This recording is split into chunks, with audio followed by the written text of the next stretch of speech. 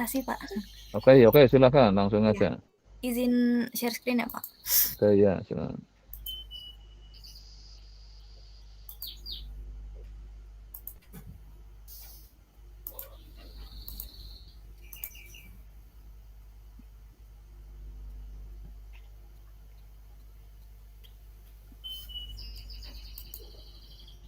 Semoga sudah terlihat ya, Pak.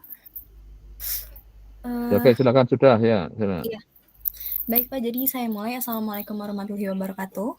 Perkenalkan, nama saya Novalia Ramadhani.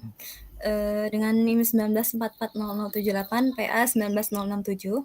Jadi pada kesempatan kali ini saya akan memaparkan hasil penelitian tugas akhir saya dengan judul metode ensemble Kirok dan K-mods untuk segmentasi pasar dengan data campuran. Lalu untuk pendahuluan, yang pertama ada latar belakang. Ada 4 alasan kenapa saya memutuskan untuk melakukan penelitian ini. Jadi yang pertama, seiring dengan berjalannya waktu ini, keberadaan pasar semakin berkembang. Nah, hal ini itu berbanding lurus dengan jumlah pembeli yang semakin meningkat juga. Nah, perusahaan ini melihat perkembangan pasar, pasti dia ingin menarik sebanyak mungkin pembeli. Tapi mereka juga menyadari bahwa permintaan pasar itu semakin beragam dan mereka tidak bisa untuk memenuhi satu persatu permintaan pasar tersebut. Sehingga salah satu solusi yang bisa dilakukan oleh perusahaan adalah dengan melakukan segmentasi pasar. Jadi secara singkat, segmentasi pasar itu merupakan proses pengelompokan konsumen sesuai dengan kesamaan kebutuhannya. Dan setelah ditentukan, jadi hal ini dapat mempermudah pasar untuk menentukan kira-kira kelompok mana nih yang akan mereka pilih sebagai target pasar mereka, seperti itu. Itu alasan yang pertama. Lalu yang kedua, untuk jenis datanya sendiri. Pada dunia nyata itu kan diketahui bahwa data itu tidak hanya terdiri dari data numerik saja atau kategorik saja, sehingga ada juga data yang terdiri dari campuran antara kategorik dan numerik, dan data ini tuh biasa disebut dengan data campuran. Jadi pada penelitian ini saya akan melakukan segmentasi pasar dengan melakukan analisis klaster data campuran dengan pendekatan algoritma CEBMDC. Jadi algoritma CEBMDC ini itu secara singkat adalah cara kerjanya dengan membagi variabel numerik dan kategorik, lalu mengaplikasikan metode yang tepatlah untuk kedua tipe data tersebut. Lalu cluster label yang dihasilkan dari kedua tipe data tersebut digabungkan jadi sebuah data baru dan akan diaplikasikan metode pengelompokan akhir untuk mendapatkan hasil pengelompokan akhir. Seperti itu. Lalu untuk alasan ketiga, keberadaan pencilan pada data itu kan sebenarnya sangat krusial ya. Jadi kalau misalkan ada pencilan, pasti akan memengaruhi akurasi atau hasil pengelompokan data itu sendiri. Jadi daripada saya memilih untuk mengeluarkan data yang dianggap sebagai pencilan, saya di sini memilih untuk menggunakan metode analisis cluster yang diketahui robust, baik terhadap data numerik maupun terhadap data kategorik. Seperti itu. Sehingga saya sebagai penulis di sini tertarik untuk membandingkan kinerja algoritma pengelompokan dengan melihat nilai rasio SW dan SB.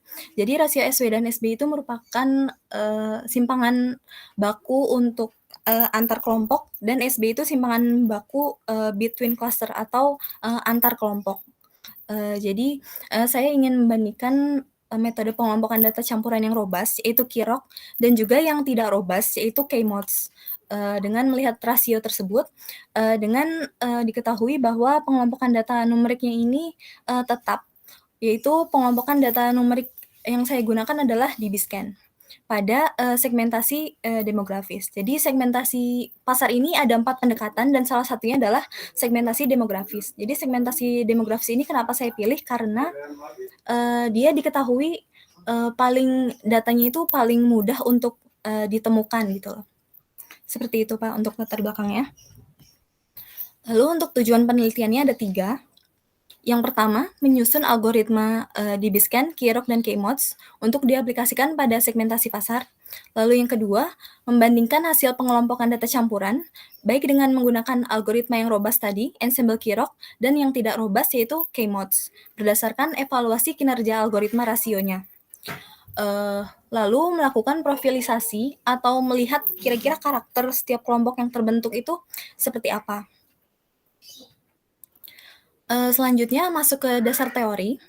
Jadi di dasar teori ini pertama, sebelum data dapat dianalisis, ini kita harus mendeteksi yang namanya pencilannya terlebih dahulu. Untuk numeriknya, saya menggunakan jarak Mahalanobis dengan cut off-nya itu akar dari chi-square dengan P-nya itu adalah banyaknya variabel numerik dan 1 min alpha itu merupakan tingkat signifikansi. Jadi, sebuah objek pengamatan dikatakan sebagai outlier apabila jarak Mahalanobisnya itu diketahui bernilai lebih dari si cut off-nya tersebut.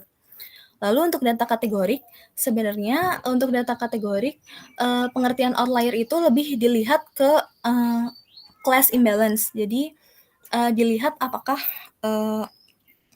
frekuensi setiap kategori pada setiap variabel itu sama atau tidak. Karena class imbalance ini diketahui dapat memengaruhi akurasi pengelompokan data kategorik juga. Jadi data dikatakan memiliki outlier, data kategorik, kalau misalkan memiliki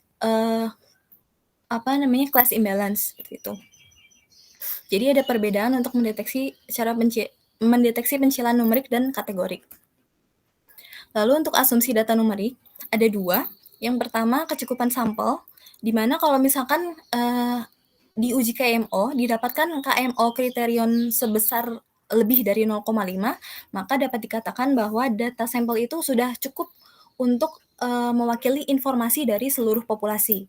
Lalu untuk uji tidak ada multicollinearitas pada data, dilihat dengan menggunakan nilai VIF atau variance inflation factor, yang apabila nilainya itu kurang dari 5, dapat dikatakan bahwa tidak ada multicollinearitas antar variabel, atau meskipun ada tuh nilainya sangat kecil, seperti itu.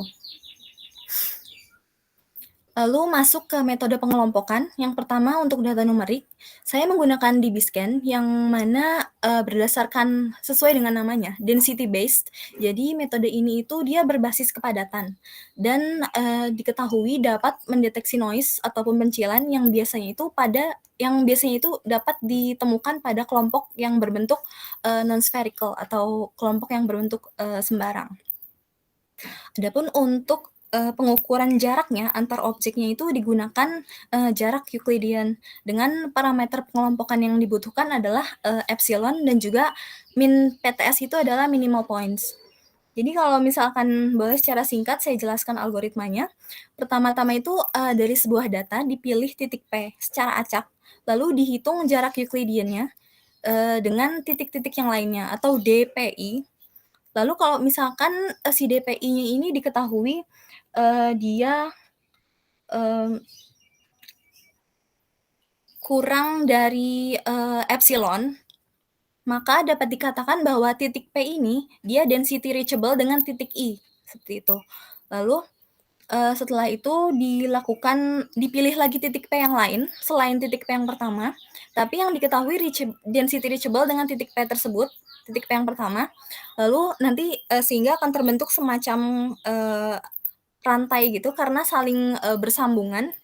Lalu apabila banyaknya titik pada rantai tersebut memenuhi atau melebihi minimal points, maka dapat dikatakan bahwa rantai tersebut merupakan sebuah cluster. Seperti itu. Lalu untuk algoritma pengelompokan data kategorik yang saya gunakan, yang robust adalah Kirok. Jadi Kirok ini diketahui dia merupakan algoritma yang pengembangan dari metode sebelumnya, yaitu metode ROC. Jadi sesuai dengan namanya, metode ini itu menawarkan efisiensi waktu pengelompokan yang lebih baik daripada metode ROC. Dan metode ini diketahui dapat mendeteksi pencilan pada data kategori. Nah, ukuran kemiripannya antara dua objek itu yang digunakan adalah ukuran kemiripan terboboti dengan formula sebagai berikut. dengan parameter pengelompokannya adalah theta. Jadi pada algoritma Kirok ini cara kerjanya adalah pertama mengukur kemiripan terboboti antara dua objek I dan objek J atau similarity X, Y, X, J. Setelah itu ditentukan theta, yang apabila si similarity-nya ini dia bernilai lebih dari atau sama dengan theta, maka dapat dikatakan bahwa objek I dan objek J itu merupakan tetangga. Lalu akan dilakukan operasi merge, find, dan set. Jadi misal diketahui objek X1 dia itu bertetangga pastinya dengan dirinya sendiri X1, lalu misal dengan X2 dan juga X3. Lalu misal dicari komponen X1 dan komponen X2 pada neighbor X1 tersebut. Karena komponen X1 dan X2 itu ada pada neighbor X1 tersebut, maka dan komponen X1 dan X2 itu tidak sama, maka komponen X1 dan X2 tersebut dapat digabungkan atau di-merge. Jadi yang tadinya komponen tersebut merupakan komponen tunggal X1 saja atau X2 saja, jadi jadi sebuah himpunan yang berisikan dua komponen, yaitu komponen X1 dan X2 karena sudah digabungkan tadi. Selanjutnya, untuk algoritma yang tidak robust yang saya gunakan di sini adalah K-Mods. Jadi K-Mods ini merupakan algoritma modifikasi dari K-Means. Yang kalau misalkan K-Means kan dia diaplikasikannya hanya untuk data numerik, sedangkan K-Mods ini bisa diaplikasikan untuk data kategori karena untuk menentukan pusat klasternya ini tidak menggunakan kalau K-Means kan rata-rata, tapi di K-Mods ini dia menggunakan modus. Jadi cara kerjanya pertama-tama ditentukan dulu banyaknya kelompok yang diinginkan berapa, lalu ditentukan secara acak kayak pusat klaster setiap kelompoknya, lalu dihitung jarak dengan menggunakan ukuran kemiripan simple matching. Jadi delta XJ YJ itu XJ itu merupakan variabel ke J dari data ke X dan YJ itu variabel ke J dari data ke Y. Jadi dia akan bernilai 0 apabila XJ-nya itu sama dengan YJ dan bernilai 1 apabila XJ-nya itu tidak sama dengan YJ. Nah, setelah dihitung jaraknya, apabila diketahui bahwa jaraknya itu memiliki apabila jarak simple matching-nya itu lebih kecil daripada jarak dengan pusat klaster 2, misal ke pusat klaster 1 lebih kecil daripada ke pusat klaster 2, maka si data ini akan dimasukkan ke dalam klaster 1, seperti itu. Dan akan dilakukan iterasi terus sampai objek terakhir. Lalu untuk evaluasinya, algoritma pengelompokan numerik, pertama-tama untuk menentukan banyaknya kelompok optimum itu digunakan indeks Kalinski-Harabas sebagai berikut formulanya. Lalu untuk evaluasinya dengan menggunakan rasio SW dan SB. Jadi rasio SW dan SB ini dikatakan semakin baik apabila dia itu nilainya semakin kecil. Dan formulanya adalah sebagai berikut. Lalu untuk evaluasi algoritma pengelompokan data kategorik, menurut Alfionita ini evaluasi kinerja algoritma pengelompokan data kategorik bisa dilakukan dengan tabel kontingensi yang ekuivalen dengan melakukan ANOVA. Dan pada persamaan 16 itu merupakan formula rasio SW-SB untuk data kategorik. Jadi ada perbedaan untuk cara menghitung rasio SW-SB untuk data numerik maupun data kategorik. Selanjutnya ke studi kasus.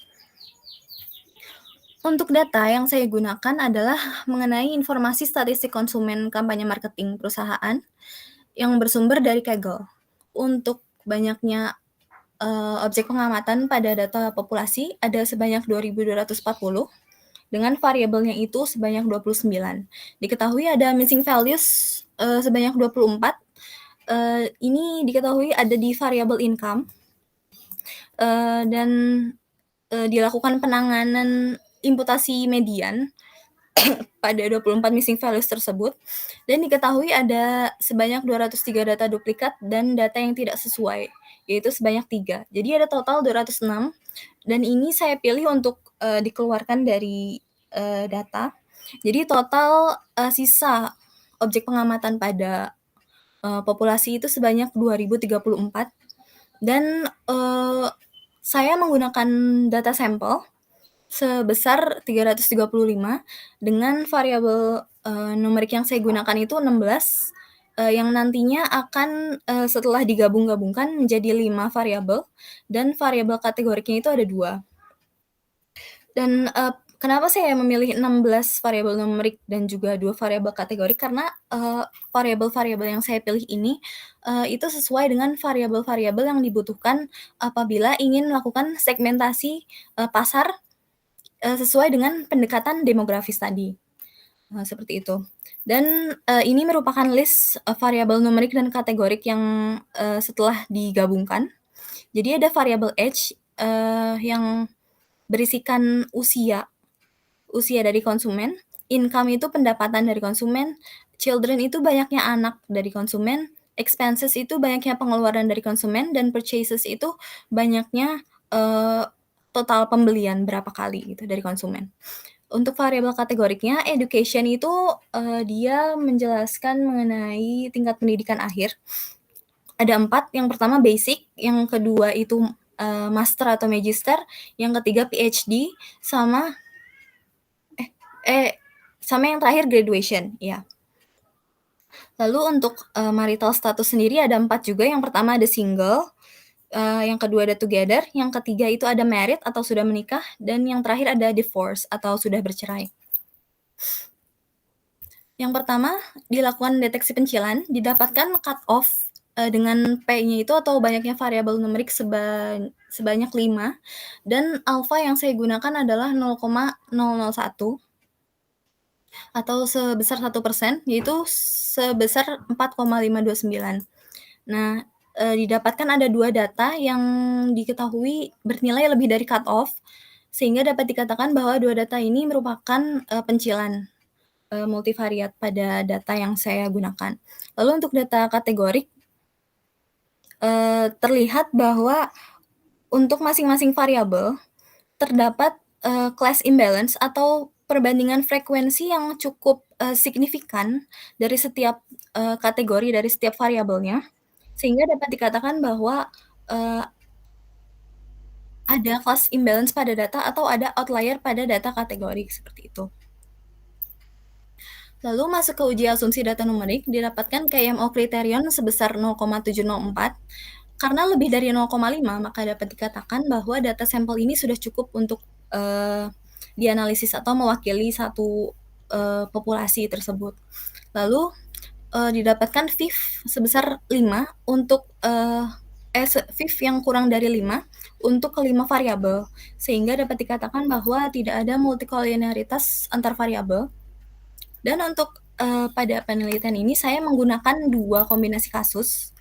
Jadi untuk metode pengelompokan data numerik, saya menggunakan DBSCAN untuk kasus 1 dan 2, dan pengelompokan data kategorik, untuk kasus 1 saya menggunakan yang, metode pengelompokan yang, robust, yaitu KIROC, dan kasus 2 menggunakan yang tidak robust, yaitu K-MODS.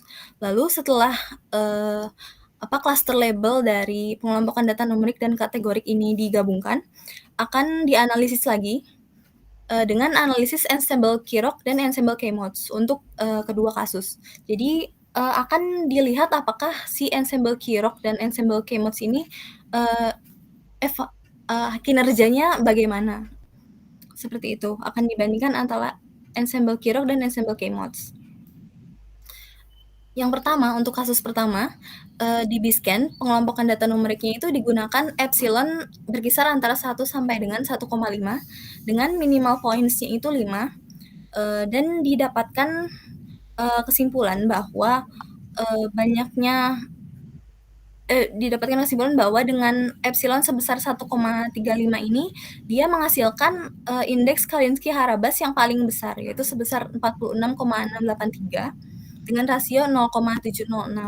Dan banyaknya kelompok yang dihasilkan itu ada 4, dan 1 kelompok berisikan noise, yang berisikan 9 objek pengamatan.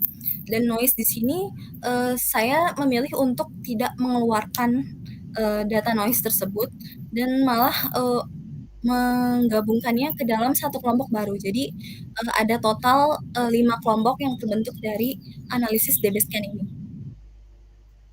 Lalu untuk, pengelompokan data kategoriknya, pada kasus 1 digunakan Kirok, dengan tetanya atau threshold-nya itu berkisar antara 0,5 sampai 0,8 dengan, banyaknya, kelompok yang terbentuk itu berkisar antara 4 sampai 10. Nah, diketahui dengan threshold 0,55 ini dihasilkan K sebanyak 9 dengan rasio sebesar 0,4. Nah, meskipun, dengan threshold 0,65 diketahui bahwa rasionya ini, memiliki rasio yang lebih kecil yaitu 0,342, tapi yang dipilih adalah threshold 0,55 karena, K-nya ini 9 karena dia masih berkisar antara 4 sampai 10, sedangkan yang 0,65 ini menghasilkan K sebanyak 15. Lalu untuk metode pengelompokan data campuran, diketahui bahwa, metode ensemble Kirok ini dia menghasilkan rasio yang lebih kecil daripada metode ensemble K-Mods. Jadi dapat disimpulkan bahwa metode ensemble Kirok ini dia, lebih baik daripada metode, pengelompokan data campuran dengan K-Mods pada kasus 1. Dengan banyaknya kelompok yang dihasilkan itu ada 4, baik untuk ensemble Kirok dan juga ensemble K-Mods. Lalu untuk kasus 2, masih sama metode pengelompokan data numeriknya, yaitu menggunakan DBSCAN. Jadi karena masih sama berarti kesimpulannya juga sama dengan, yang saya dapatkan pada kasus sebelumnya, pada kasus 1. Jadi, ada total 5 kelompok yang dihasilkan dengan epsilonnya itu yang terbaik tadi adalah 1,35 dan minimal points-nya adalah 5. Untuk K-Mods-nya berkisar antara 4 sampai 10. Jadi didapatkan rasio terkecil itu dimiliki oleh K-Mods dengan K-nya itu sama dengan 5, yaitu rasionya adalah sebesar 0,086. Jadi rasio 0,086 ini dapat diinterpretasikan sebagai, simpangan baku. Dalam kelompok ini, 0,086 kali lebih besar daripada simpangan baku, antar kelompok, seperti itu. Untuk metode pengelompokan data campurannya, disimpulkan juga bahwa, didapatkan nilai rasio yang ensemble Kirok ini menghasilkan nilai rasio yang lebih kecil daripada metode ensemble K-Mods. Meskipun kalau misalkan dibandingkan, sebenarnya selisihnya itu tidak begitu besar apabila dibandingkan dengan, pada kasus 1 tadi. Tapi tetap saja, metode ensemble Kirok diketahui menghasilkan rasio yang lebih kecil daripada metode ensemble K-Mods. Lalu untuk kesimpulannya, berikut dilakukan perbandingan hasil analisis data campuran. Dapat dilihat bahwa metode ensemble Kirok ini untuk kedua kasus dia menghasilkan, rasio yang lebih kecil daripada metode ensemble K-Mods. Dan dapat dilihat juga bahwa, apabila digunakan metode yang robust, baik untuk pengelompokan data numerik, yaitu dengan DBSCAN, data kategorik dengan Kirok, dan, data campuran dengan metode ensemble Kirok, yang mana ketiganya itu diketahui robust, maka akan menghasilkan, nilai rasio yang, paling kecil dan diketahui sangat berbeda signifikan dari ketiga rasio yang lainnya, seperti itu.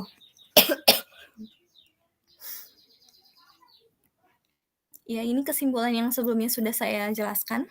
Jadi dapat disimpulkan bahwa metode pengelompokan data campuran dengan ensemble Kirok itu menghasilkan nilai rasio yang lebih kecil daripada ensemble K-Mods. Lalu yang kedua, pengaplikasian metode robust yaitu DBSCAN dan Kirok secara bersamaan untuk variabel numerik, kategorik, dan juga campuran itu menghasilkan nilai rasio yang paling kecil dan diketahui paling berbeda signifikan apabila dibandingkan dengan pengelompokan data yang hanya mengaplikasikan metode robust pada data numerik dan kategorik saja. Misal DBSCAN untuk numerik, Kirok untuk kategorik, dan untuk data campurannya misal pakai K-Mods yang tidak robust. Atau untuk numerik dan campuran saja. Misal kayak DBSCAN untuk numerik, kategoriknya pakai yang tidak robust seperti pakai K-Mods, dan campurannya itu menggunakan metode yang robust kembali, yaitu metode Kirok. Lalu Untuk profilisasi klaster,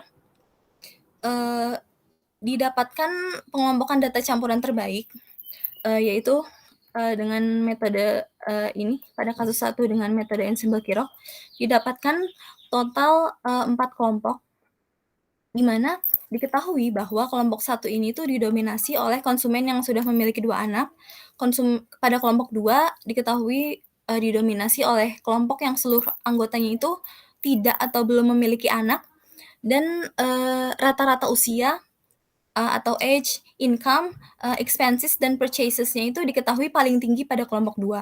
Sedangkan, pada kelompok 3 itu berisikan kelompok dengan konsumen yang seluruh anggotanya diketahui sudah memiliki 1 anak. Dan kelompok 4 itu merupakan kelompok dengan rata-rata age, income, purchases, sama expenses yang, paling rendah di antara ketiga kelompok lainnya.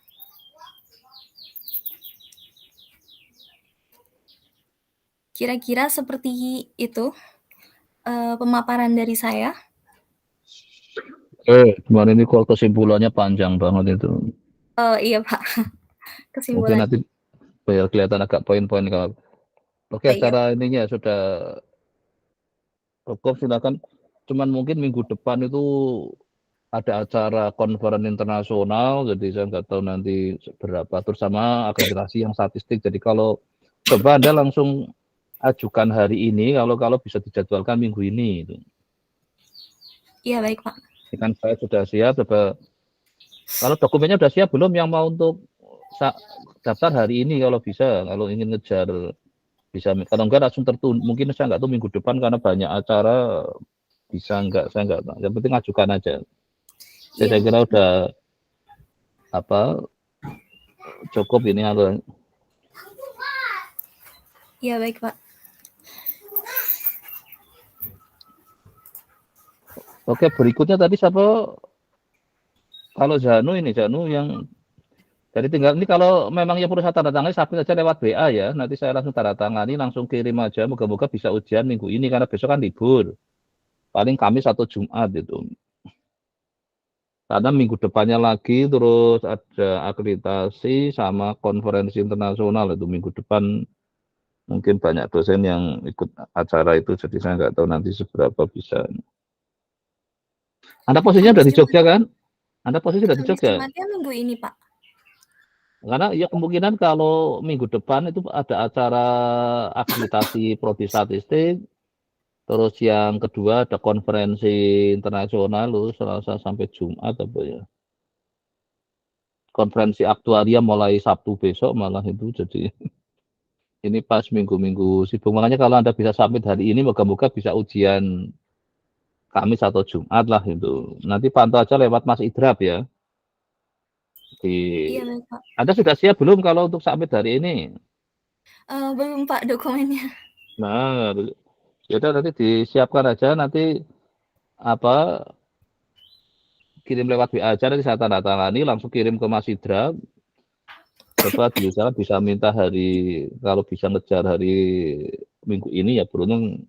Ya kalau enggak ya nanti minggu depan, tergantung, nggak tahu siapa yang pengujinya yang kebetulan waktunya luang. Karena bersamaan ada konferen itu Ya, oke, untuk nevannya saya sudah cukup ya. Iya, baik, Pak. Terima kasih, Oke, Pak. oke ya. Terus Zanu ini yang baru ini gimana Zanu? Ceritakan perkembangan terkininya. Begini Pak, sebelumnya saya mohon maaf, selama ini belum melakukan bimbingan, jadi ini bisa Ya. jadi bisa dikatakan bahwa saya melakukan bimbingan untuk pertama kalinya lagi Pak.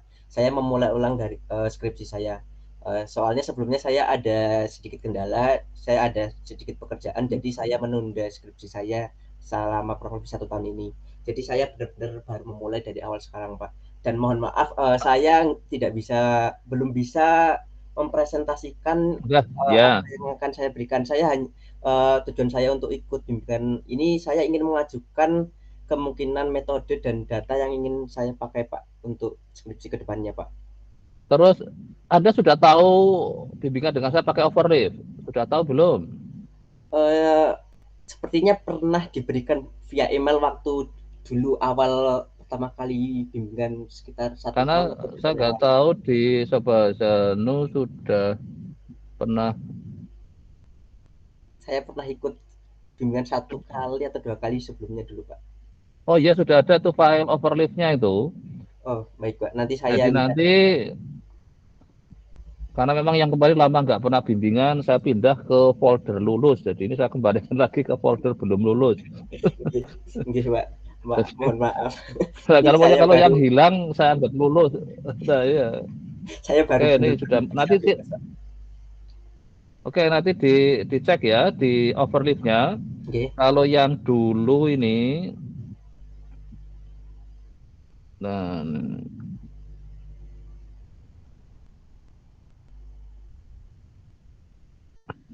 skripsi.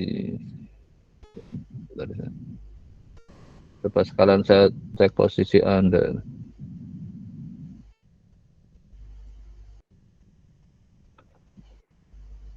Anda kalau mau ganti ya nggak apa-apa, langsung di overleaf-nya aja.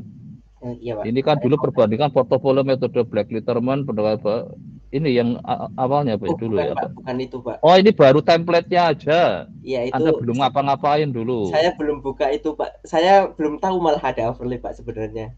Baru tadi saya scroll email ada overleaf itu, Pak. Nah, itu nanti Anda ikutin itu aja. Tapi ada posisinya sudah dulu udah bisa buka itu karena sudah saya lihat posisi sudah bisa edit itu. Iya. Cuman dulu langsung hilang itu jadi. Iya, Pak, soalnya dulu ada tuntutan, Pak. Ya oke. Anda silakan nanti kalau Anda sudah menemukan papernya. Sudah. Terus Anda coba ajukan. Jadi saya mengajukan metode yang mungkin saya akan pakai. Ya, nanti langsung aja judulnya Anda ngajukan judul sekalian aja di overleaf-nya itu diedit itu. Terus nanti pertama bikinlah latar belakang ya bab 1 ya. Jadi Anda latar belakangnya apa, kok pilih topik itu, terus kesiapan datanya. Oh, iya, Pak. Nanti ikuti di overleaf aja. Itu kan sudah ada nanti latar belakang, rumusan masalah, bikin bab 1 dulu. Nanti minggu depan perlihatkan ke saya, kan ini cukup kan? Anda sudah fokus skripsi aja kan? Nggak ada kuliah kan? Ya, sudah fokus. Sudah, berarti targetnya minggu ini Anda adalah bikin latar belakang, rumusan masalah, batasan masalah, tujuan penelitian, manfaat penelitian, sampai tujuan pustakanya ya. Biar nanti saya tahu apa yang Anda maui itu. Siap, terus referensinya nanti apa aja kan nanti kelihatan di tujuan pustakanya itu. Anda sudah punya apa aja. Iya, Pak. Dari targetnya nanti bab 1 itu kan Anda sudah punya overleaf-nya. Anda bisa buka itu, nanti Anda mulai belajar bagaimana menggunakan LaTeX. Cukup pakai YouTube, banyak itu tutorial YouTube untuk LaTeX itu. Baik, Pak. Jadi Anda bisa langsung di situ aja itu. Jadi ini saya semuanya langsung di overleaf itu ya, Pak? Iya, cuma pekerjaannya di overleaf itu. Tinggal Anda edit-edit aja di situ itu. Nanti kan sambil belajar, sambil jalan, tanya-tanya, semua bimbingan saya kan pakai LaTeX ini itu. Oh, iya. Coba saya saya screen ini, lihatin yang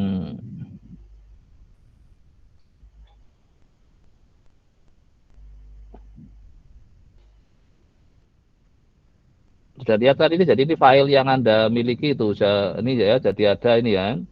Jadi dulu Anda cuma baru ganti nama tapi belum ngapa-ngapain itu kan. Jadi ini masih file yang lama kan.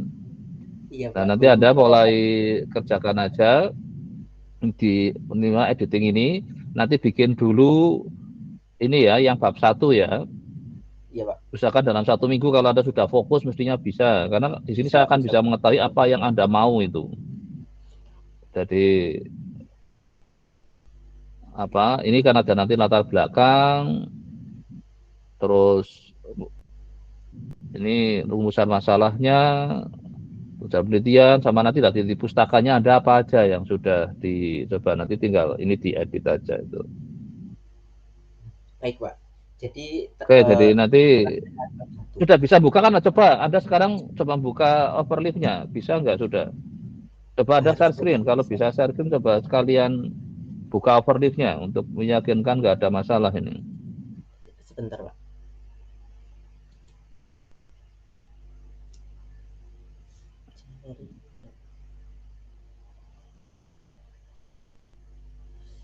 Yang dan sudah ujian kemarin berarti saya anggap udah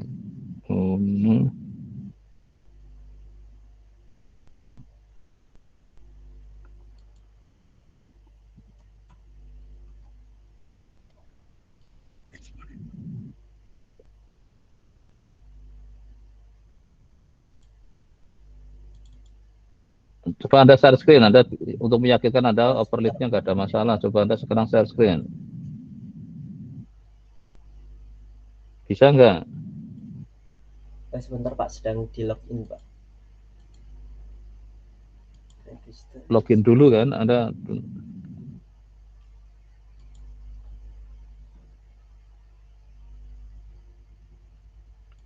Info Google.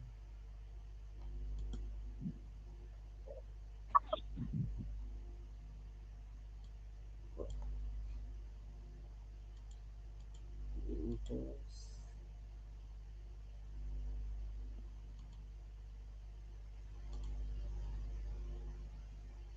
Oh.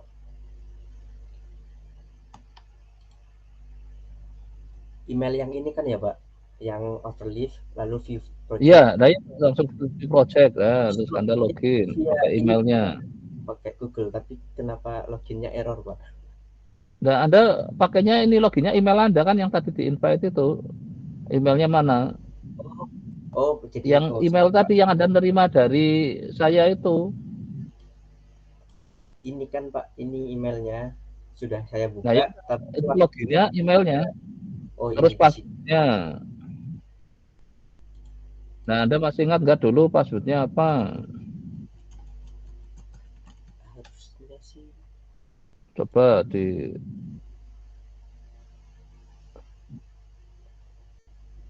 Oh, bisa Pak. Nah, bisa. Nah, udah. Berarti ini siap mulai pekerjakan dulu bab 1 ya.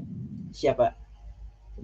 Minggu depan ini Minggu untuk bimbingannya kan tadi sudah saya kirimi kan itu tiap hari. Kalau yang skripsi pokoknya tiap hari tiap Selasa jam 10 ya.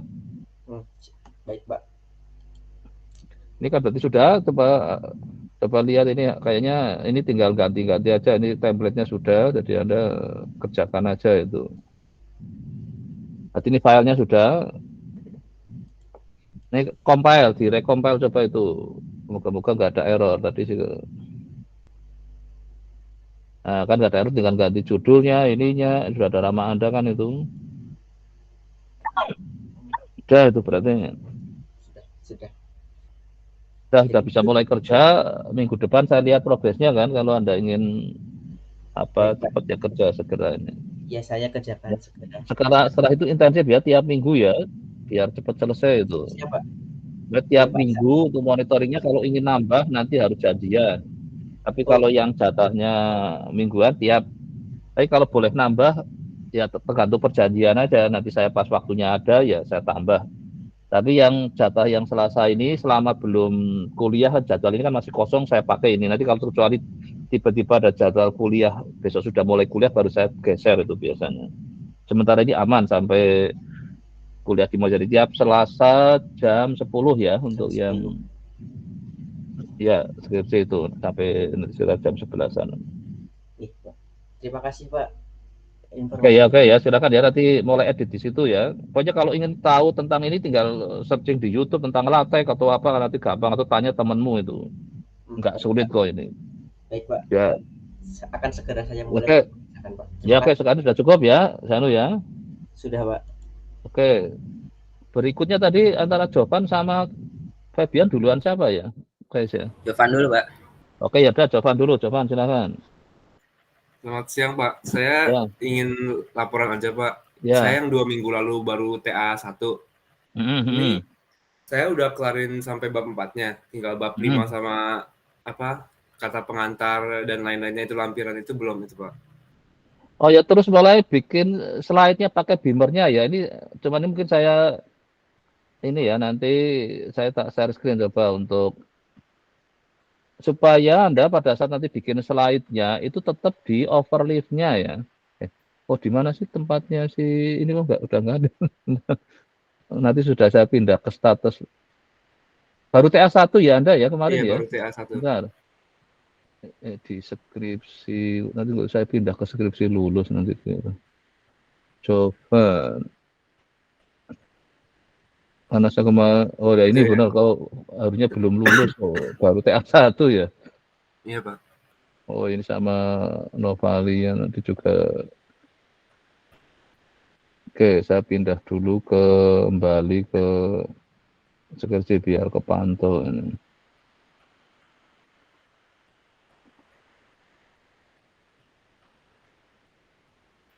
Oke, skripsi.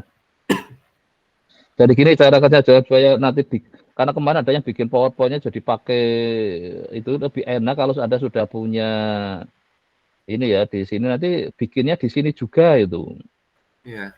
Pakai beamer-nya itu. Jadi langsung Anda bikin di sini nanti ini ada laporan TA1 nanti tinggal bikin kan yang kalau sudah yang kedua kan langsung ini di rename aja dari TA2 itu sudah nanti Anda kerja fokus di situ. Terus nanti bikin slide tinggal formatnya diganti. Ini saya kasih contoh yang bimbingan saya S3 nih yang sudah mau ujian. Jadi di satu folder jadi nggak bikin banyak itu. Ini yang disertasi ini contohnya gini, ini cuma punya satu ini, tapi sekarang bikin slide-nya juga di sini itu. Ini kan disertasinya. Yeah. Terus ini untuk persiapan ujiannya. Ini kan juga bikin slide kan. Mana ujian. Nah, ini kan. Nah, di sini. Maka ini kalau saya running ini jadi nanti slide-nya. Jadi nggak usah bikin baru-baru terus, cukup di sini di dalamnya ini. Karena keuntungannya kalau misalnya mau ngeluarin apa rumus atau gambar kan sudah tinggal ambil dari ini. Misalnya harus ada gambar kayak gini kan diambilkan dari yang disertasi kan. Tapi kan sudah ada di sini itu. Jadi misalnya, jadi nggak kebanyakan file itu. Ya nanti yang untuk kalian kan mau bikin skripsinya kan sekarang kan baru yang untuk TA1 kan, bikin TA2-nya. Iya. Jadi nanti bikinnya tetap di folder ini ya, jadi folder skripsi ini. Jadi jangan bikin baru terus itu nanti kebanyakan. Itu, maaf Pak, ada formatnya nggak ya? Ada file Beamer. formatnya? Ya nanti bisa minta kepada pendownload Anda cari Beamer sendiri itu boleh nanti tinggal diedit kan itu. Ini kan tadi juga ini sendiri. Kalau slide itu kan agak fleksibel ya. Kalau yang skripsinya, disertasi tes itu kan itu ada formatnya. Tapi kalau yang slide kan bebas. Oke Pak. Tapi kalau untuk yang skripsi itu sudah ada itu. Tapi harus ada lambang UGM-nya Pak berarti? Iya, mesti ada lambang UGM-nya kan tinggal nambahin aja itu. Di setiap slide-nya ya? Iya. Ya biasanya setelah itu buka aja nggak apa-apa. Ya kalau nggak salah yang UGM juga punya ya, yang standar slide UGM itu ada apa? Ya coba di searching aja, kayaknya ada. Kan. Saya udah minta Pak dari Melvin yang waktu itu udah pernah lulus. Itu udah dikasih tapi dalam bentuk PowerPoint yang ada lambang UGM-nya itu. Tapi PDF? Enggak, dia kasih bentuk PowerPoint-nya Pak. Oh, bukan pakai ini PPT itu, bukan yang pakai Beamer. Enggak pakai Beamer. Nah itu kalau bisa yang sekarang pakai LaTeX-nya aja, biar Anda nggak capek apa beda media itu loh. Karena keuntungannya tadi saya nggak kasih contoh ini, kalau Anda bikin itu sudah nggak perlu keluar-keluar, tinggal di satu tempat aja. Ini kan di satu tempat ini. Oh iya Pak. Jadi nggak harus 2 file, 3 file. Ini kan ujian disertasi di sini untuk persiapan ujian. Ini kan disertasinya. Misalnya saya ingin lihat disertasi, tinggal saya cari ini file disertasinya mana. Gitu. Tapi kan ada logo UGM-nya kan cukup satu di sini. Tapi kalau Anda bikin dua folder, nanti Anda akan logonya ya ada 2, nambahin ini aja. Ini kan gambar-gambarnya bisa dipakai di slide, bisa dipakai di disertasinya gitu. Ini kalau mau lihat di saya tinggal cari disertasi D-nya itu mana D. Nah ini kan tinggal klik ini. Nanti kalau saya ke PDF-nya, saya compile, nanti sudah ganti, bukan yang slide. Nah ini kan sudah jadi disertasinya kan ini. Kan jadi enaknya gambar yang sama tadi bisa kepake di dua teks kayak gini kan. Tapi kalau Anda punya 2 file kan agak repot. Nanti silakan yang ini lebih efisien kerjaan saya juga untuk mantonya enak itu. Oh ini yang S3 saya punya bimbingannya berapa, siapa yang aktif ini kan kepantonya enak itu. Nah yang skripsi ini nanti saya lagi minta pada seperti itu. Jadi Anda kalau kemarin mungkin Maven masih pakai PowerPoint itu kan, malah repot sebenarnya. Wong toh kita nggak usah banyak animasi, wong akademik yang penting itu isinya. Gitu. Kan ada yang malah animasinya kebagusan mana. Kalau saya lebih ke substansi ya daripada. Jadi nanti ini ya coba nanti kerja di sini aja. Nanti mungkin kata TA1-nya bisa dirubah. Terus nggak apa-apa, jadi tinggal editing. Oke, berarti Johan mulai tahap kerja di yang ke TA2 ya. Jadi ya. Kalau untuk TA2-nya sudah sampai mana? TA2-nya udah selesai bab 4, Pak. Udah ya, berarti kan tinggal kesimpulan sama bikin slide kan, beamernya kan? Iya. Ya oke, nanti minggu depan kalau sudah jadi nanti presentasi kan bisa nanti segera ngejar ke ujian TA2 kan itu. Iya, Pak. Ada batasan waktu nggak ya TA1 dengan TA2 ya? Ada tahu itu nggak? Ada nggak boleh terlalu cepat ya, Pak? Berapa? Paling cepat jaraknya berapa? Waktu itu kata Ibu Karyati ya, katanya kalau nggak salah paling cepat sebulan deh. Cuman itu bilangnya sejauh ini paling cepat mahasiswa sebulan. Nggak tahu sebenarnya boleh atau nggak lebih cepat. Karena saya memang, kenapa saya TA2 biasanya dekat, karena saya inginkan TA1 sudah kelihatan. Iya. Kalau dulu kadang TA1 masih nggak jelas sudah maju, tapi setelah itu lama banget TA2 lah. Sekarang saya rubah, jadi memang TA1 dengan TA2 saya biasanya agak dekat malah. Karena kalau terlanjur TA1 langsung hilang, itu kembalinya lama. Iya, Pak. Jadi sekarang saya lebih menginginkan TA1 dengan TA2 berdekatan, makanya nanti kalau, ya pokoknya kerja aja lah, nanti disubmit dibolehkan ya, saya nggak lihat aturan tertulisnya kok itu. Iya. Bahwa TA2 harus seberapa jauh gitu ya. Oke, Pak. Karena asumsinya TA1 kan proposal, tapi kalau saya itu sudah proposal plus. Iya. Artinya sudah ya ada hasil sementara yang tinggal finishing paling 1 bulan, paling lama sudah bisa ujian lah harapan saya gitu. Ya makanya ini, Anda kan ujiannya tanggal berapa? Tanggal 7 kalau nggak salah, Pak. Ya 7 Juli kan, berarti kalau misalnya ini kan sambil persiapan kan, nanti mungkin saya kira ya nanti mungkin di awal Agustus atau, dan Anda sudah nggak kuliah kan ya? Apa masih? Udah nggak kuliah. Tinggal ini kan? Ya udah, berarti kan kalau bisa dikejar ini kan dicoba aja, nanti dikebut aja, nanti minggu depan coba mulai latihan presentasi, minggu depan itu sudah tanggal berapa kan, 25 kan? Nanti kalau oke kan submit. Nah, kira-kira kan ujiannya ya sudah di awal Agustus. Tapi kan sudah tidak perlu bayar full kayaknya ya kalau.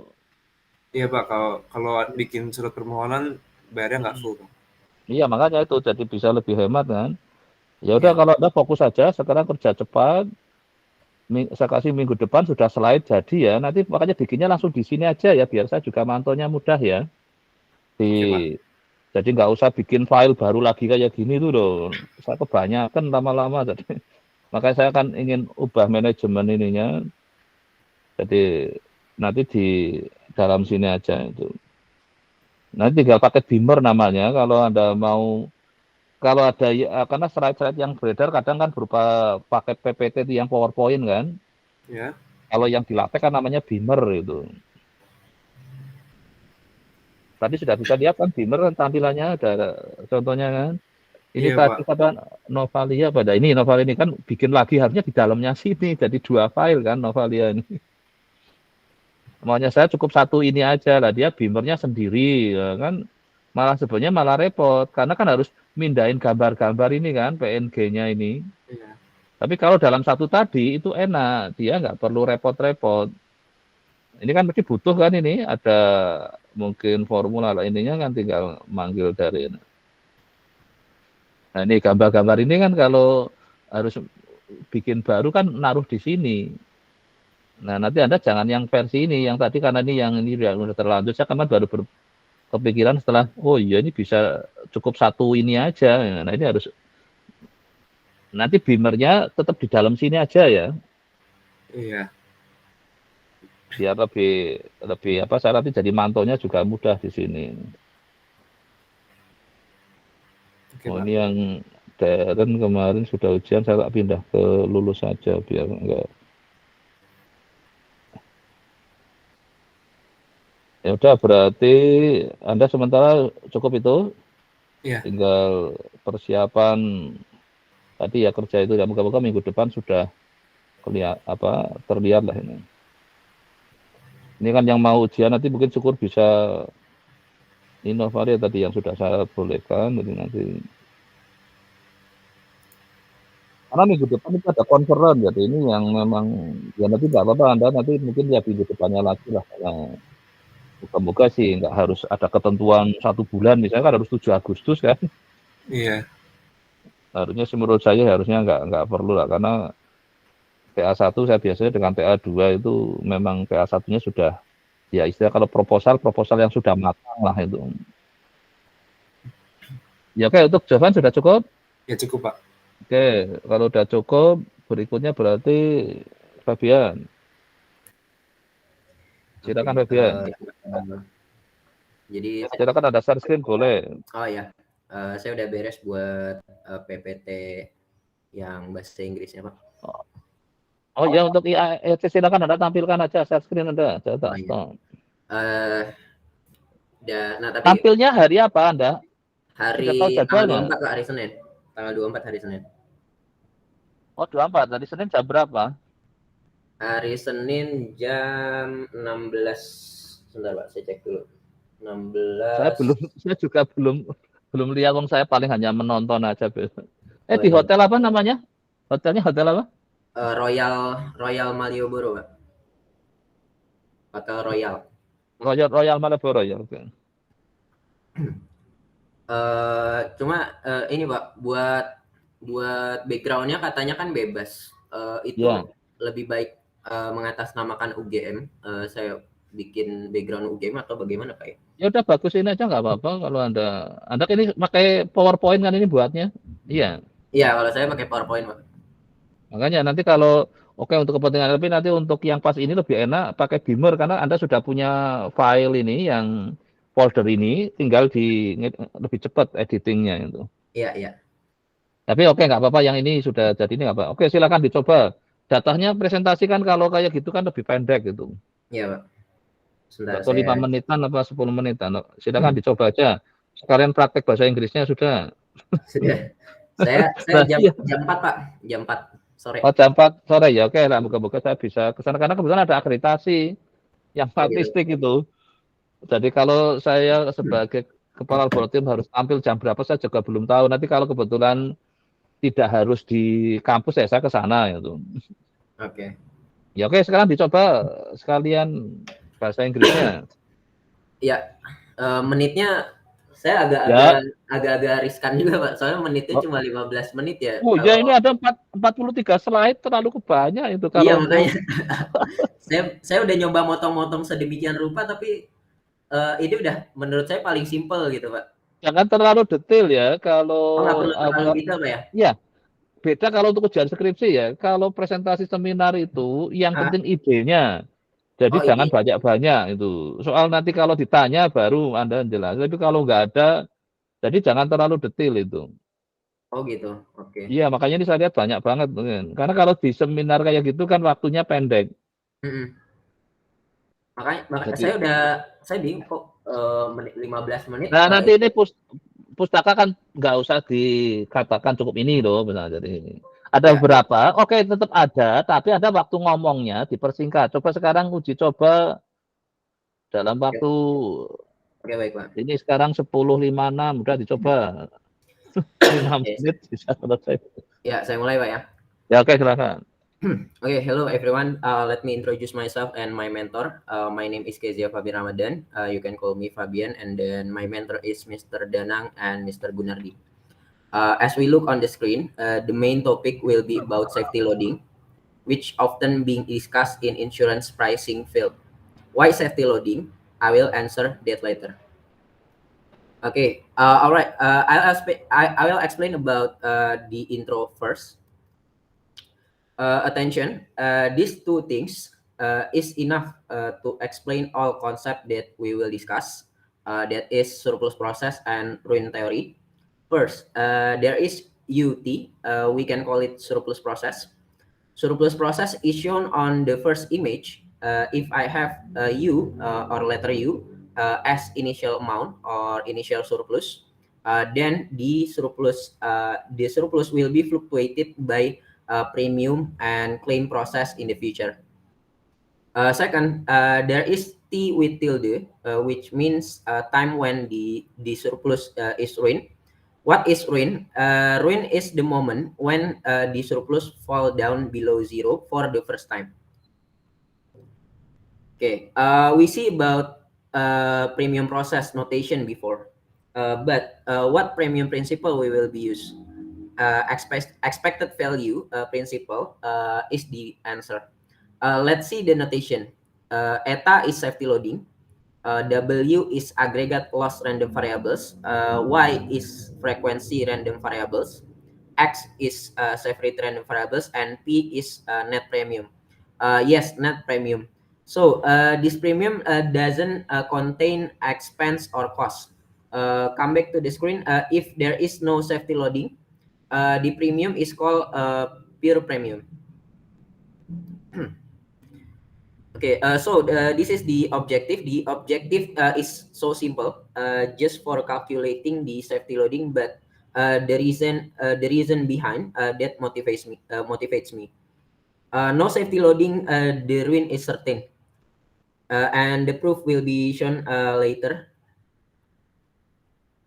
Okay, and then this matrix shows the interest of ruin theory, which exponentially increase in 20 last decade. All right, next we will discuss about fundamental theory.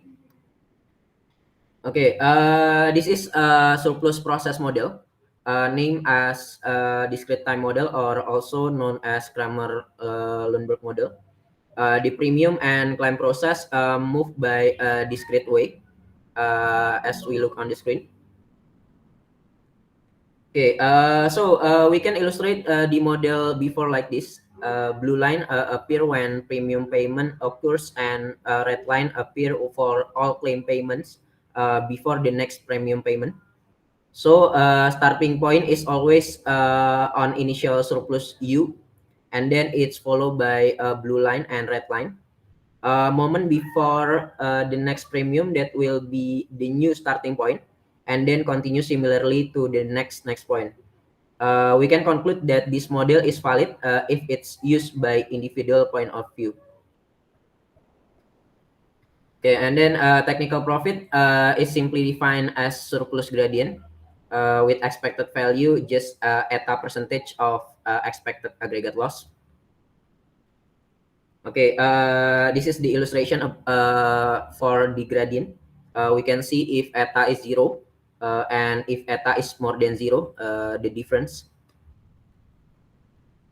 Okay, and then ruin probability. This ruin probability notation, which function of U or T, there are always separated by two topics, that is infinite time horizon and finite time horizon.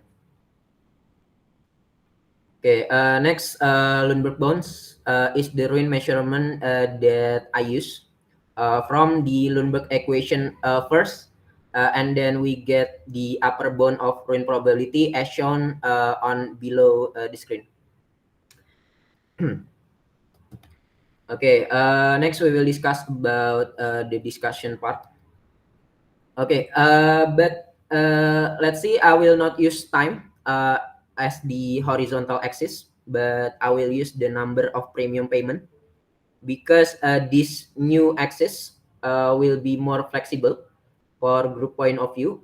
If you imagine, or the axis is the notation of K.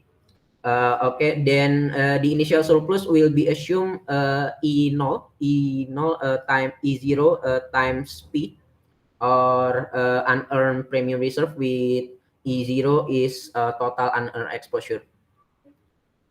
Okay, so the illustration is the same as before, but it doesn't depend on time, but depends on K, that is number of premium payment. Okay, there is two main model that we will discuss, that collective risk model and collective risk model under risk diversity. In other words, homogeneous risk for number 1 and heterogeneous risk for number 2. Okay, next, initial reserve. this is the difference. Collective risk model is just one risk category. So it just in 0 times P. But for number 2, if I assume there is n risk category, so the U is summation of unearned premium reserve among all of risk category. Okay, next is Lundberg coefficient. Notation is rho. For collective risk model and collective risk model under risk diversity, the value, the formula is the same, but there is a bit difference with collective risk model under risk diversity. Rho will be n kinds of rho, but with the same value. Okay, next, Lundberg-Bones approximation. The rho that we got from a result before, we include to this formula, and the U that we got before, we used to in this formula.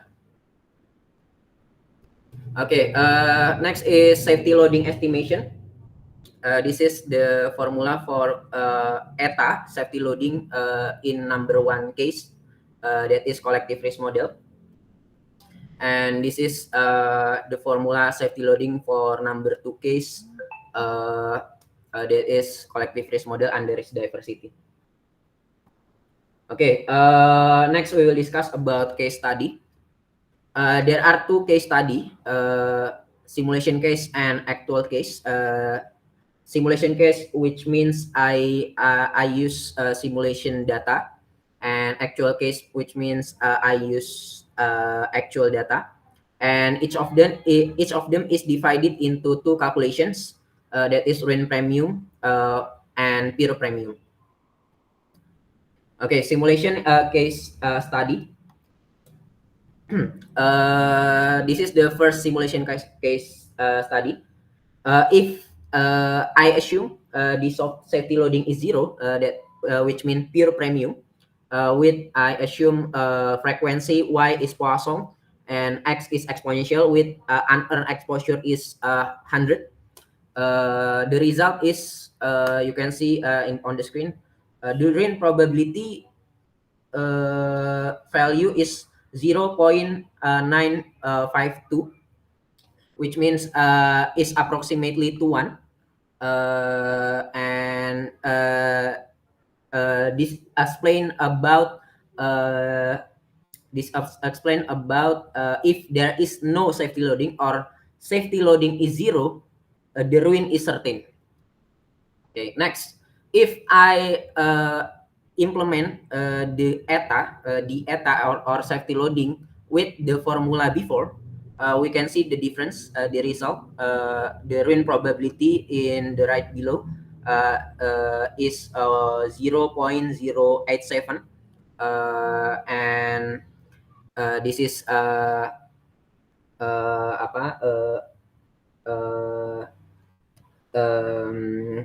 we get the result based on formula before, which under Lundberg-Bones, and I assume the Lundberg-Bones is 0.1. Okay, next is about pure premium again, simulation case 2, which I assume Y is negative binomial and X is gamma distribution. We can see that ruin probability is 0.877, is approximately 1, and I can conclude that the ruin is certain too. And if I implement the ETA again with the formula before, we can see that the ruin probability is 0.096, which below Lundberg-Bones 0.1. Okay, and then if I implement to model number 2, collective risk under risk diversity, if there are 3 groups of different risks, which the same with the same y and x distribution, negative nominal and gamma, but with different parameter and different unearned exposure too. If I implement eta is 0, all risk, all group of risk is 0 eta, we can see that ruin probability is 0.872, which means approximately to 1 again. And if I implement the eta with the formula before, we get ruin probability is 0.096, which below 0.1 the Lundberg bone. And it's I can tell that this is like what I expect before. Okay, and then we are going to actual case study. Okay, I will explain about data description. The source is from SUSEP, the Brazilian Private Insurance Authority. The data consists of 2 million anonymous auto insurance policy, which the source. And this is the data variable. Okay, and this is the workflow. The first, I separate data into 2 parts: train data 70% and test data 30%. Classify train data based on vehicle year, vehicle group, and state or province variable as risk category. 3, calculate mean and variance both severity and frequency for each risk. 4, determine Lundberg bone arbitrary, and we determine the value is 0.01 and 0.1 for Lundberg's bone, and calculate and then calculate pure premium, safety loading, and ruin premium for each risk. 6, do mapping for resulting premium from train data into test data based on risk category. And 7, last, simulate the surplus by pick some test data randomly and repeatedly. And this is the safety loading estimation, which I calculate maximum, minimum, and the mean. Is so little value. Okay, and this is the result of ruin premium. We can see that if the Lundberg bone 0.01, the ruin probability is under the Lundberg bone. And then for Lundberg bone 0.1, the ruin probability is under 0.12. That is 0.056. Okay, and last, for pure premium, if I implement that eta is 0, we can see that the ruin probability is 0.991. So it's approximately that we can say ruin is certain. Okay, and yeah, this is the bibliography. Okay, that's all my presentation. We know this is hard to believe, but once of prevention is worth a pound of cure. Thank you. Oke, gitu Pak. Beres. Ya, jadi ini ya lama ya, hampir berapa? Ya, berapa menit? 17 menit. Ya, 15 menitan itu. Ya nanti jadi menit. Kalau forum ini nggak usah orang yang berbeda. Kalau di ujian sendiri kan Anda memang nanti akan diuji ya. Paling kalau di situ kan ada ditanya ya, tapi kan lebih. Maka nanti agak dipersingkat beberapa bagian. Jadi intinya ada masalah apa? Tadi kan Android tadi untuk masalah untuk pertimbangan pada saat pricing ini ya. Iya, betul. Asal itu nanti terus Anda terus selama ini ngerjakannya pakai apa? Anda pakai ini gitu. Ini loh hasilnya, dampaknya. Itu nanti dibikin nanti bisa biasanya cukup 5 sampai paling lama ya 10 menit sebenarnya bisa itu. Karena nanti kalau kelamaan akan ditegur sama moderatornya itu, karena sekali tampil kan orang berapa itu. Iya, iya. Berarti nggak apa-apa kan ya, jadwalnya itu kan nggak masukin kayak ngejelasin proofing, nggak ngejelasin langsung ke formula gitu, langsung ke rumusnya nggak apa-apa ya? Bisa, nggak apa, karena memang ini kan forum yang dianggap ya kumpulannya para orang expert lah gitu. Karena kan gitu. Forum conference itu kan ketemunya orang-orang yang ya Anda walaupun mahasiswa kan dianggapnya di sini posisinya dengan Pak Danang lepas Anda dianggap sebagai di forum itu kan. Jadi bukan kayak di sini, lebih kayak kita saat ini loh saya nawarkan alternatif untuk jadi kadang malah inti kayak gitu aja. Ya, memang kalau ada pertanyaan bolehlah keluarin slide cadangannya ini loh yang kalau bisa ada orang ingin lebih detail. Tapi kan otomatis dikendalikan oleh moderator kan. Ya, jadi boleh, jadi tetap ada ini sih Pak, tapi ini diringkas lagi gitu. Daripada ditegur kan nggak enak kan. Karena wah ini jadi waktunya sudah cukup gitu. Kalau salah nanti jatahnya berapa saya agak biasanya paling ya sekitar 5 menitan, paling lama 10 menit kan sudah karena nanti kan dibagi sekalian untuk diskusi kan. Karena dianggap forumnya itu. Di konferensi ya, tadi ini kalau ini 15 menit.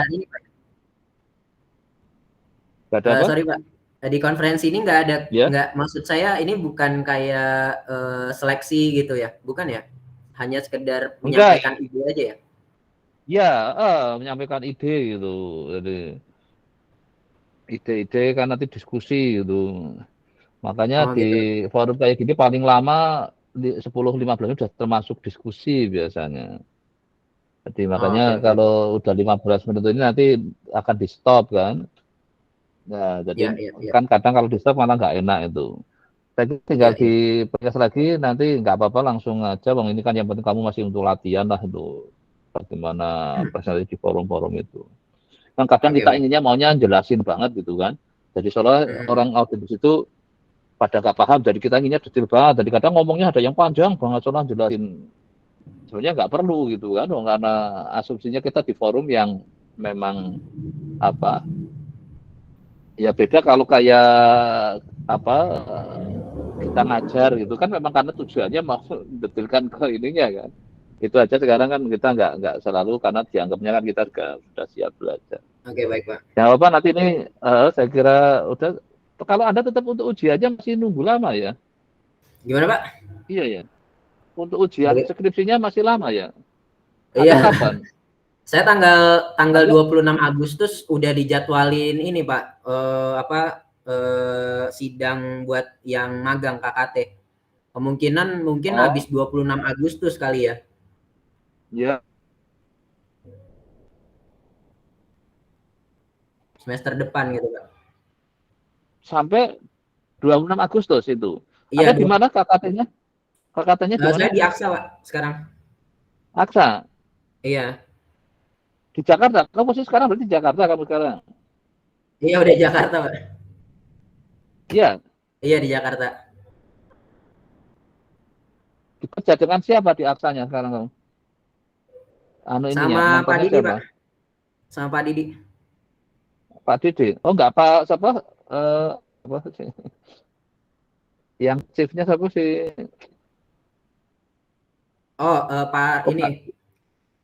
Bukit, Pak Bukit. Pak, kamu nggak ketemu Pak Bukit? Nggak langsung sama Pak Bukit sih Pak.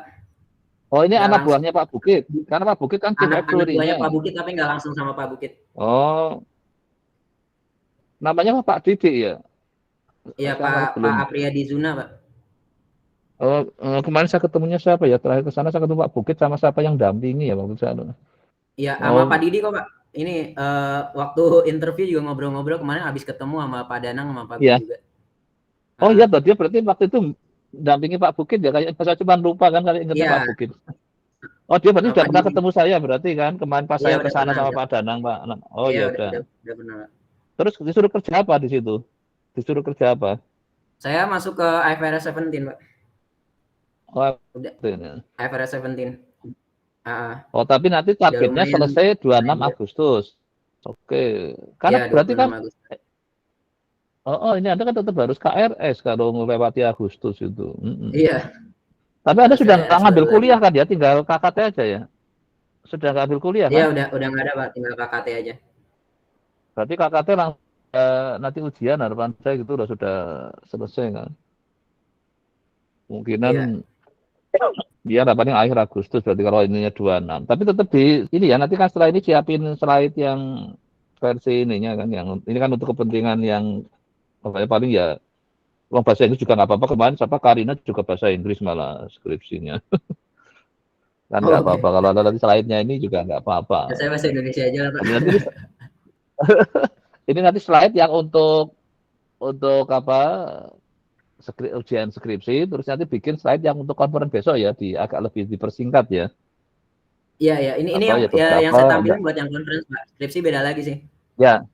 Tapi masih terlalu panjang ini. 43. Iya. Karena kadang kita juga dipersingkat lagi lah, nanti biar apa daripada ditegur itu. Tadi udah dapat poinnya Pak. Saya masih bingung aja gitu. Saya pikir kan ini kayak seleksi gitu Pak ya. Jadi bukan. Selengkap-lengkapnya. Enggak, jadi ini sudah memang ini ya konferennya sudah. Iya. Kalau seperti itu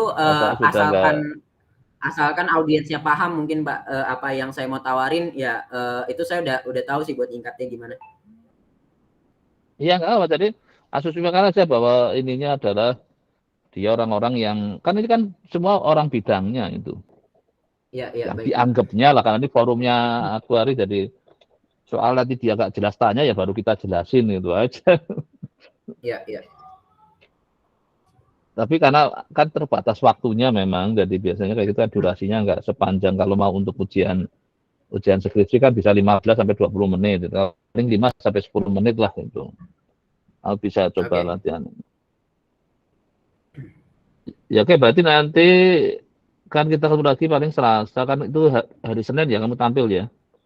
Iya. Itu kalau konferensinya sampai Selasa kalau salah ya, sampai Selasa ya? Sampai Senin, Pak. Senin terakhir. Senin terakhir. Oh iya, sama Minggu ya, Sabtu workshop, sama Minggu ya. sama Senin gitu kan ada. Berarti ada tampil terakhir itu sudah. Iya udah terakhir. Berarti. Ya oke lah, bukan nanti saya juga dapat jadwal terakhir berarti itu. Iya. Ya oke, saya kira udah cukup lah untuk nanti apa, tinggal minggu depan ketemu di ini aja. Nanti kalau memang Selasa kembali paling mematangkan skripsinya. Saya kira skripsimu kan udah selesai kan, ya udah fokus KKT-nya dulu nggak apa-apa. Udah tinggal PPT-nya. Iya. Nah ya nanti apa selesai kerja KKT-nya aja. Iya. Berapa kalau ke Jakartanya kapan? Kamu mulainya yang di AXA? Mulainya tanggal 26 bulan lalu, Pak. Oh, gitu tuh. Oh, 2 bulan ya jatahnya ya? Oh, jatah kalau saya di kontraknya 6 bulan sebenarnya, Pak. Oh, 6 bulan terus? Tapi bisa saya cut buat sidang. Saya bikin laporan mungkin. Saya bikin laporannya hanya sepanjang 2 bulan. Jadi apa kayak Sofi itu kemarin jadi tulisannya kayak gitu di ujian dulu lah, kalau nunggu 6 bulan ya kelamaan. Iya. Kelamaan. Makanya yang Sofi juga waktu itu di mana ya Sofi itu ya kemarin ya. Kan terus saya ya gimana caranya supaya ujian dulu lah itu karena ya. Saya pas interview udah bilang sih Pak, jadi bisa sih buat sidang dulu buat saya ke Jogja lagi gitu. Udah kalau sudah memang kemarin pas perjanjian kan yang waktu yang Sofi kan gitu sempat saja dia karena kelamaan nggak ini juga kan, kalau udah selesai kan udah lah tinggal kamu lanjut kan, tinggal nunggu wisuda sama ini kan nggak masalah itu kan. Iya. Ya oke, kalau sudah itu berarti ya nanti dipersiapkan aja sana nanti 26 terus kita langsung aja setelah itu selesai kamu kan pulang aja ke Jogja untuk ujian itu langsung submit itu. Iya. Ya, oke, sementara udah cukup? Oke, cukup Pak. Baik, oke, terima kasih. Tutup ya, oke, saya tutup. Saya izin tanya Pak. Oke, silakan. Coba. Kalau untuk beamernya itu baiknya berapa halaman Pak? Ya kalau jatah skripsi kan antara 15 sampai 20 menit itu. 15 sampai 20 menitan. Nanti kamu ukur aja di situ. Yang penting intinya kan ada latar belakang masalahnya itu tadi yang kenapa kamu topik itu, terus akhirnya kan teorinya tentang itu, setelah itu baru di kasusnya, terus kesimpulan kan intinya cuma itu. Oke, berarti kayak ini ya, kayak TA1 lagi Pak, dari latar belakang teori. Ya, tapi kan kalau TA1 kan bab 3-nya mungkin belum detail. Nah, sekarang bab 3-nya harus detail. Bab 4 juga lebih detail kan. Oke, Pak. Tapi bagian depannya kan kayak TA1, latar belakang dan ininya kayak apa, amalan teorinya. Ya, itu kan sama. Ya. Tinggal yang bab 3-nya harus lebih didetailkan sama bab 4-nya itu di kasusnya itu. Ya nanti buat dulu aja, nanti minggu depan kan dicoba, nanti saya akan komentari kan untuk ininya kira-kira kayak apa itu. Ya oke, udah cukup. Nanti ketemu minggu depan lagi ya, jam 10-an itu. Ya, jatahnya ini ya, oke ya, oke. Oke, makasih, saya tutup ya. Oke, yuk.